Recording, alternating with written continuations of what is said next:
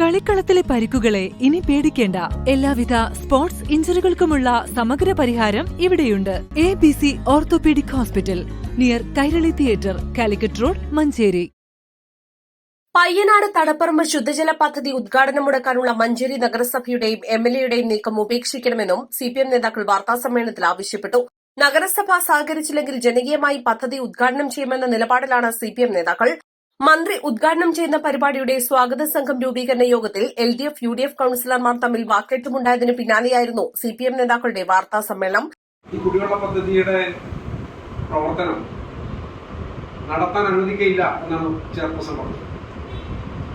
ഇത് Indian union മുസ്ലിം ലീഗിന്റെ അഭിപ്രായമാണോ, UDFന്റെ അഭിപ്രായമാണോ, അവർ വ്യക്തമാക്കേണ്ടത്. മുസ്ലിം league നേതൃത്വം കൊടുക്കുന്ന നഗരസഭ അധ്യക്ഷ വിളിച്ചു പറയുന്നു, 12-ാം തീയതി മന്ത്രി വന്നിട്ട് ഇത്തരം ഒരു ഉദ്ഘാടനം നിർവഹിക്കാൻ ഞങ്ങൾ അനുവദിക്കില്ല.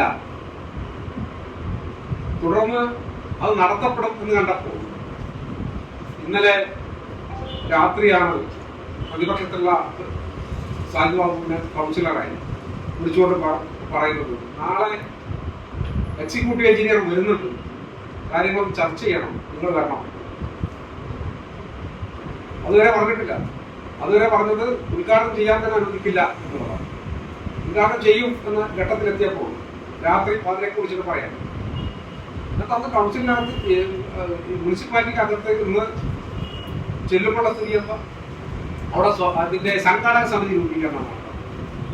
അവിടെ മുസ്ലിം ലീഗിന്റെ നേതാക്കന്മാരുണ്ട്. അവിടെ മുസ്ലിം ലീഗിന് മാത്രം പാർട്ടിയല്ല മഞ്ചേരിക്കാലത്തുള്ളത്. അവിടെ മറ്റ് ഇതര രാഷ്ട്രീയ പാർട്ടികൾ യഥേഷ്ടമുണ്ട്. അവരാരും വിളിച്ചിട്ടില്ല. പ്രതിപക്ഷ കൗൺസിലർമാരെ വിളിച്ചിട്ടില്ല. ഒരു കൗൺസിലറെ മാത്രമാണ് വിളിച്ചിട്ടുള്ളത്. അവിടെ മുസ്ലിം ലീഗിന്റെ നേതാക്കന്മാർ തലേ ദിവസം പറഞ്ഞത് അനുവദിക്കില്ല. എന്നാൽ ഈ പദ്ധതി കൊണ്ടുവരുന്നതിൽ ഇവർക്ക് വല്ല പങ്കുണ്ടോ? 72 കോടി രൂപയുടെ 72ലധികം കോടി രൂപയുടെ പദ്ധതി കൊണ്ടുവരുന്നതിൽ ഇവിടുത്തെ തദ്ദേശ ഭരണ സ്ഥാപനത്തിനോ ഈ ചെയർപേഴ്സണോ ലീഗിനോ അതല്ലെങ്കിൽ MLAക്കോ വല്ല 2017-18 CPM LDF നഗരസഭാംഗങ്ങൾ മുൻകൈയെടുത്ത സർക്കാരിൽ സമ്മർദ്ദം ചെലുത്തി പദ്ധതി ആവിഷ്കരിച്ചതെന്ന് CPM നേതൃത്വം അവകാശപ്പെട്ടു. സർക്കാർ 72.58 കോടി രൂപ അനുവദിച്ചു. പദ്ധതിയുടെ പല ഘട്ടങ്ങളിൽ എതിർത്തവരാണ് അവസാന ഘട്ടത്തിൽ പദ്ധതിക്ക് വേണ്ടി രംഗത്ത് വരുന്നത്. പദ്ധതിക്ക് സ്ഥലം വിട്ടുതന്ന കുടുംബത്തെ സമ്മർദ്ദത്തിലാക്കി പിന്തിരിപ്പിക്കാൻ ശ്രമിച്ചു.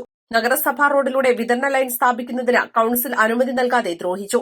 LDF കൌൺസിലർമാർ സമരം തുടങ്ങുമെന്ന് അറിയിച്ചതോടെയാണ് കൌൺസിൽ അംഗീകാരം നൽകിയത്. മുസ്ലിം ലീഗിന്റെ എതിർപ്പ് കാരണം പദ്ധതി സമയബന്ധിതമായി പൂർത്തീകരിക്കാനായില്ലെന്നും നിശ്ചിത സമയത്ത് പദ്ധതി പൂർത്തീകരിക്കാത്തതിന് കരാറുകാരന് അതോറിറ്റി പിഴ ചുമത്തിയെന്നും CPM Manjeri area secretary K Firoz Babu, നേതാക്കളായ K ഉബൈദ്, മരുന്നൻ സാജിദ് ബാബു, ഹസ്കർ കോളേജ് കുന്ന് എന്നിവർ പറഞ്ഞു. East life, Manjeri.